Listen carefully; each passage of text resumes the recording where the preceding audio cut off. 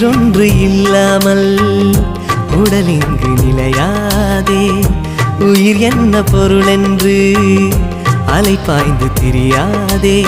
வாழ்க்கையின் வேர்களோ மிக ரகசியமானது. ரகசியம் காண்பதே நம் அவசியமானது. தேடல் உள்ள உயிர்களுக்கே தினமும் பசி இருக்கும். தேடல் என்பது உள்ளவரை வாழ்வில் ருசி இருக்கும். பாடல் போல தேடல் கூட ஒரு சுகமே. இசை பாடி வரும் இளம் காற்றுக்கு உருவமில்லை. காற்றலை இல்லை என்றால் ஒரு பாட்டொலி கேட்பது